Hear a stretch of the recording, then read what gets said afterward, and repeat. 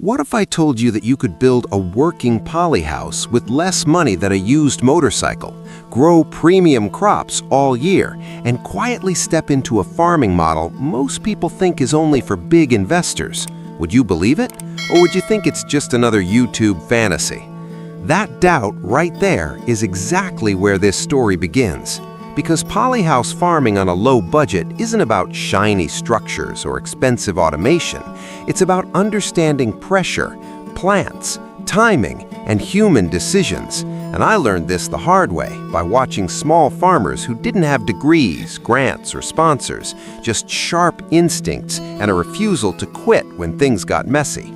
So imagine starting with the simplest frame you can afford, galvanized pipes, or even treated bamboo in some regions, measured not by textbook rules, but by what your land actually allows.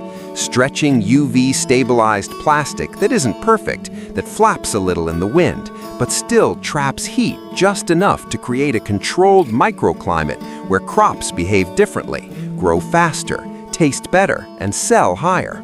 And here's the part most videos skip. The low-budget win doesn't come from spending less on everything. It comes from spending smart on the few things that matter most, like orientation of the structure so morning light hits evenly, or leaving deliberate ventilation gaps instead of buying costly exhaust systems, because air movement can be engineered with design, not just machines. And once that structure stands, even if it looks modest, the real magic starts in the soil. Or more accurately, in what you decide not to put into it. Because low-budget polyhouse farming thrives on controlled simplicity, cocoa peat mixed with local compost, reused grow bags cleaned properly, drip lines assembled manually instead of buying pre-packed kits. And yes, sometimes leaks happen, sometimes a line clogs, sometimes a plant fails, but those small imperfections teach you faster than any manual ever could. And crops like cucumber, cherry tomato, capsicum, lettuce, or herbs don't care how expensive your setup was. They only respond to consistency, temperature balance, and how well you observe them. And observation becomes your strongest currency here, stronger than money, because you start noticing tiny leaf curls that signal humidity imbalance, or stem color changes that hint at nutrient timing. And slowly, you stop copying others and start adjusting your own system, which is where profits quietly begin. Because when your neighbors are waiting for seasonal harvests, you're harvesting weekly, sometimes daily, selling when supply is low and prices are high.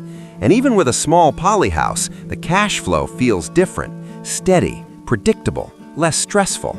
And that mental shift is huge, especially for beginners who think farming is only risk and uncertainty.